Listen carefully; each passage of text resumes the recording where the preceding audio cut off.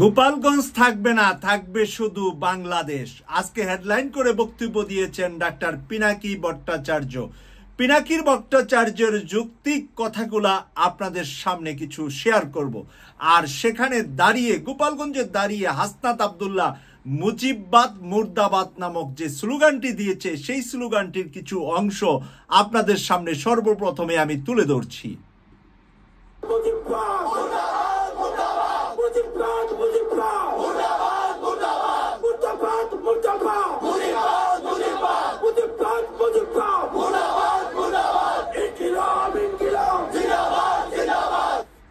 আপনারা শুনছিলেন হাসনাত আব্দুল্লাহর মুখ থেকে এই স্লোগানগুলা। ডাক্তার পিনাকি ভট্টাচার্য বলেছেন, লোহা আগে লাল করতে হয় আগুন দিয়ে পুড়ে, তারপরে এটাকে পিটিয়ে কিছু বানাতে হয়। তাই গোপালগঞ্জকে এখন লোহার মতন লাল করা হচ্ছে, তারপরে পিটিয়ে এটাকে ঠিক করা হবে।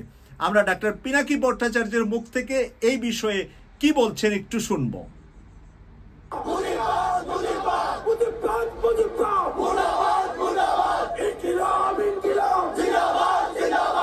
এনসিপি যাইতেছে গোপালগঞ্জ শহরে, আর বাকশালীরা টুঙ্গিপাড়া পাহারা দেয়। আরে দেখো, টুঙ্গিপাড়ার দায়িত্ব তো আমার। লোহা না গরম হইলে হাতুড়ি দিয়ে লোহায় বাড়ি দিয়ে লাভ আছে কোন? বাকশালীদের ঔদ্ধত্য আর জনগণের ঘৃণা সেই পর্যায়ে পৌঁছাইলে টুঙ্গিপাড়া জয় বাংলা হয়ে যাবে, কেউ ঠেকাইতে পারবে না। টুঙ্গিপাড়া বাঁচানির একমাত্র রাস্তা হইতেছে বাকশালীদের জাতির কাছে ক্ষমা চাওয়া, নয়তো অপেক্ষা করা। লোহা গরম হওয়ার পিনাকির শপথ মিস হয় না। যা কইছি করে দেখাবো ইনশাল্লাহ। পিনাকির শপথ মিস হয় না, 32 নাম্বার মিস করেন নাই। এবার গোপালগঞ্জে কোনো কবর থাকবে না, গোপালগঞ্জে কোনো লোহা দেওয়াল ওয়াল দিয়ে কোনো ফুলের বাগান সেখানে থাকবে না। সেটাকে শেষ করে দেওয়ার শপথ নিলেন ডাক্তার পিনাকি ভট্টাচার্য। এবার বাংলাদেশের বাকি মিডিয়া, সোশ্যাল মিডিয়ায় যারা কথা বলেন বা টিভি টক শোতে যারা কথা বলেন, যারা শেখ মুজিবকে বাবা মনে করেন, যারা শেখ মুজিবকে আব্বা আব্বা বলে ডাকতেন, এই সন্তানদের এতিমদের অবস্থা কি হবে? কারণ এই সন্তান এতিমদের মধ্যে রয়েছে আমেরিকাতে খালেদ মহিউদ্দিন ঠিকানায়, বাংলাদেশে রয়েছে বেশ কিছু।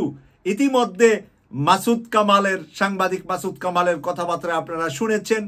ইতিমধ্যে আরো কয়েকজন, বেখবরের একজন আছেন, তিনিও ইনিয়ে বিনিয়ে শুধুমাত্র কিভাবে বাচ্চা ছেলে মনে করাইয়া দিতে চা মানুষদেরকে। মানুষের সামনে মুস্তফা ফিরোজ সবসময় এমনভাবে উঠায় যে এনসিপি হলো বাচ্চা আর নাবালক ছেলেরা, এরা কি রাজনীতি করবে?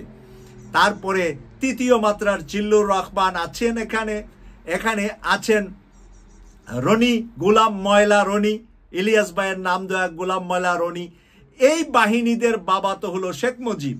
তাই এই বাহিনীরা এখন কতটুকু চ্যালেঞ্জ নিবেন, সেই চ্যালেঞ্জগুলোও আমরা খেয়াল করব আগামী 24-48 ঘন্টায়। তাদের যদি কোনো প্রতিক্রিয়া পাই যে ডাক্তার পিনাকি ভট্টাচার্য বলছে গোপালগঞ্জ থাকবে না, থাকবে শুধু বাংলাদেশ। গোপালগঞ্জ কোনো বাংলাদেশের বাইরের জায়গা নয়। এখানে মিটিং আর মিছিল করতে কারো কোনো পারমিশন নিতে হবে না, সরকারের পারমিশন এনাফ। ওখানে কোনো জনগণের পারমিশন নিয়ে মিটিং মিছিল করতে হবে না। এটা যেহেতু বাংলাদেশের অংশ, সেহেতু এনসিপির সেখানে মিটিং করার অধিকার আছে। আওয়ামী লীগের প্রভাব থাকবে, আওয়ামী মনোভাবাপন্ন মানুষ থাকবে, কিন্তু একটা রাজনৈতিক দলের শান্তিপূর্ণ কর্মসূচি করতে দেবে না। প্রাইভেট বাহিনী দিয়ে অস্ত্র হাতে সমাবেশ শুরুর আগেই সমাবেশ স্থল ভাঙবে, এটা কি মগের মূল্য? কেন বিএনপিকে তো গত ফেব্রুয়ারিতে সমাবেশ করতে বাধা দেয় নাই? আমরা তো কথা বলার সভা সমাবেশের স্বাধীনতা চাইছি, রাজনীতির স্বাধীনতা চাইছি, হাসিনা এটা করতে দেয়নি। তো গোপালগঞ্জে কি এখনো হাসিনার শাসন চলে? বিএনপি ওখানে করতে পারলে এনসিপি কেন করতে পারবে না? গোপালগঞ্জের আওয়ামী লীগের সাথে কি এমন প্রেম বিএনপি যে তারা সমাবেশ করতে পারবে, আর কি এমন শত্রুতা এনসিপি যে তারা যাইতেই পারবে না? বিএনপি কি হাসিনার বিরুদ্ধে লড়াই করে নাই? এই বিএনপি যখন 2024-এর 14 সেপ্টেম্বরে প্রোগ্রাম করতে যাইতেছিল, তখন গাড়ি বহরে হামলা করে 3 জন বিএনপির নেতা কর্মীকে মাইরা ফেলাইছিল এই গোপালগঞ্জের বাকশালীরা। আর আজকা বিএনপির কর্মীরা উল্লাস করিচ্ছে আওয়ামী লীগের মতোই, যে এনসিপি মার খাইছে, দাওয়া খাইছে, উল্লাস করিচ্ছে। কি বেকুবের বেকুব রে! তো বিএনপি পরে প্রোগ্রাম করলো যখন, তখন কোনো হইল না কেন? কোনো অ্যারেঞ্জমেন্ট হয়েছিল নিশ্চয়ই। তো যখন পরে বিএনপি প্রোগ্রাম করতে গেল তখন কেন আওয়ামী লীগ ট্রিগার্ড হইল না, কেন ডাক্তার জাহিদ ট্রিগার্ড হইল না, কেন কচু খেতে ট্রিগার্ড হইল না, কেন আগে থেকে আওয়ামী লীগের চ্যালেঞ্জ করে দিতে থাকলো? প্রশ্নটা এখানে। তার মানে বিএনপির সাথে গোপালগঞ্জ আওয়ামী লীগের এই মুহূর্তে কোনো কনফ্লিক্ট নাই, কনফ্লিক্ট আছে এনসিপির সাথে। তার মানে এনসিপি সেই শক্তি যা হাসিনাকে উৎখাত করছে তারে ঠেকাইতে হবে, বিএনপির সাথে আর কোনো শত্রুতা নেই। প্রিয় দর্শক, আমরা ডাক্তার পিনাকি ভট্টাচার্যের মুখ থেকে আরো কিছু কথা আপনাদেরকে শোনালাম যে 24 ফেব্রুয়ারিতে বিএনপি ওখানে একটা সমাবেশ করেছে, বিএনপির সমাবেশে কোনো বাধা দেন নাই সেখানের আওয়ামী লীগ। কেন এনসিপি কে বাধা দিলেন? তাহলে কি বিএনপির সাথে আওয়ামী লীগের একটা সমঝোতা হয়ে গিয়েছে গোপালগঞ্জে, এবং সেই সমঝোতার কারণেই কি বিএনপি সেখানে সুন্দরভাবে তারা সমাবেশ করতে পেরেছিলেন? এর আগে আবার বিএনপি যখন হাসিনার আমলে 14 সালের দিকে তারা যখন সমাবেশ করতে যাচ্ছিলেন, সেখানে 3 জন বিএনপি নেতাকে রাস্তায় মেরে ফেলেছিলেন এই গোপালগঞ্জের মানুষ। তাই আমাদেরকে কিন্তু মনে রাখতে হবে, অতীত ভুলে গেলে, আমি যদি আমার বাবার নাম ভুলে যাই, বাবা যদি দাদার নাম ভুলে যা, তাহলে আমরা কিন্তু এক সময় বেজন্মা হয়ে যাব, মানে আমাদের কোনো আর জন্ম পিতৃ পরিচয় থাকবে না। বিএনপি একটা রাষ্ট্রের একটা বৃহত্তম রাজনৈতিক দল, যেই দলটির জন্ম হয়েছে ভারতের বিরুদ্ধে জিয়াউর রহমান দাঁড়িয়ে, শেখ মুজিবের বিরুদ্ধে জিয়াউর রহমান দাঁড়িয়ে। তখনকার সময়ে ভারত বিরোধী এবং শেখ মুজিব বিরোধী একজন নেতা খুঁজছিলেন দেশের জনগণ, তখন জিয়াউর রহমান সেই ভালোবাসাটা জনগণের পেয়েছিলেন। ইসলামপন্থীরা মসজিদে দোয়া করেছিলেন, শেখ মুজিবের মৃত্যুর পরে যে রক্ষা পেয়েছে এই জন্য দোয়া করছে, শেখ মুজিব থেকে বাঁচার জন্য দোয়া করছে। আর জিয়াউর রহমান আসার পরে আবার মসজিদে গিয়ে ইসলামপন্থীরা জিয়াউর রহমানের জন্য দোয়া করছে, আল্লাহ যেন জিয়াউর রহমানকে অনেকদিন বাঁচিয়ে রাখে। কিন্তু সেই ভারত, সেই আওয়ামী লীগ জিয়াউর রহমানকে বাঁচতে দেয় নাই। কিন্তু সেই জিয়াউর রহমানের সন্তান, জিয়াউর রহমানের স্ত্রী বেঁচে থাকা অবস্থায় যদি সেই ভারত আর সেই আওয়ামী লীগের সাথে বিএনপি কোনো না কোনোভাবে তলে তলে মিলে যা, তাহলে জাতির কাছে বিএনপি এমন ঘৃণিত হবে যে আরো 100 বছরে আর বিএনপি ঘুরে দাঁড়াতে পারবে না। কারণ জাতির সাথে কাঁচা একেবারে নগদ 11 মাস আগে যে পালিয়ে গিয়েছে এবং রাষ্ট্রের যে মানুষের ক্ষয়ক্ষতি করে গিয়েছে ভারত আর আওয়ামী লীগ, সেই ভারত আর আওয়ামী লীগকে কোনোভাবে স্পেস যদি বাংলাদেশে বিএনপি দেয়, তাহলে যারা দিবে তাদের অস্তিত্ব আগে হারাবে। আওয়ামী লীগের অস্তিত্ব কিছু থাকবে, কিন্তু বিএনপির অস্তিত্ব সেইটুকুও থাকবে না যেইটুকু আওয়ামী লীগের থাকবে। কারণ ওরা তো লাঠিয়াল বাহিনী, খুন খারাপি বাহিনী, ভারতের সহযোগিতা, বিভিন্ন কিছু ওদের পিছনে কাজ করবে সব সময়।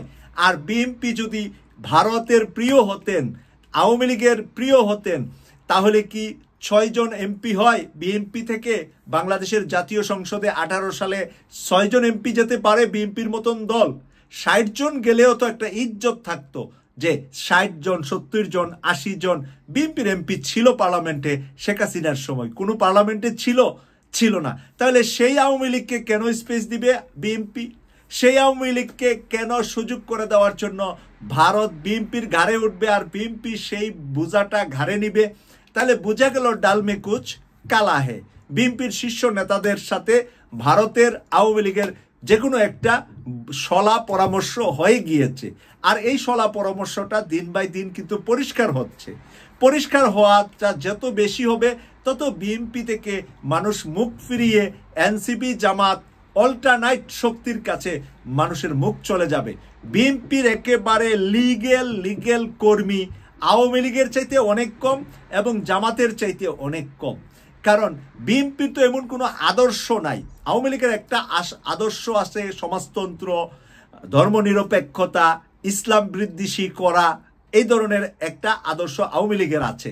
আর জামাতের একটা আদর্শ আছে, ইসলামের পক্ষে সকল ধর্মের মানুষের স্বাধীনতা দিয়ে ইসলামী মূল্যবোধে মানুষকে তৈরি করা। এই দুইটা আদর্শ দুই জায়গায় আছে।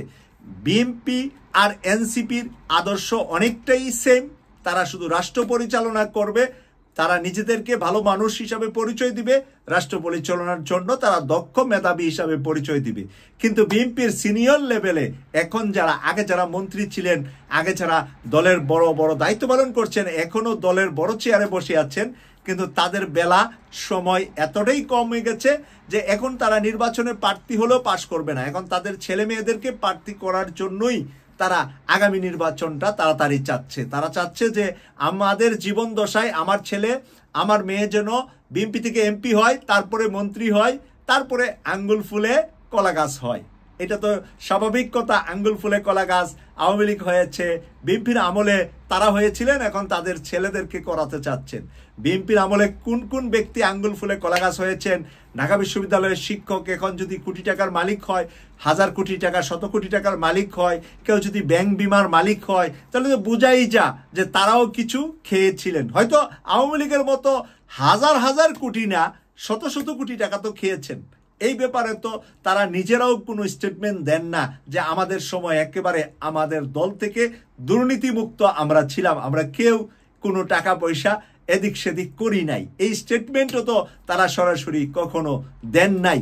এবং চ্যালেঞ্জ অনেকবারই ডক্টর পিনাকি ভট্টাচার্য, সাংবাদিক ইলিয়াস হোসেন ভাই দিয়েছেন, চ্যালেঞ্জের জবাব কিন্তু তারা কখনো তেমনভাবে দেন নাই। এখন চ্যালেঞ্জের জবাব না দিয়ে নীরবতা পালনের এখন তারা সিদ্ধান্ত নিয়েছে।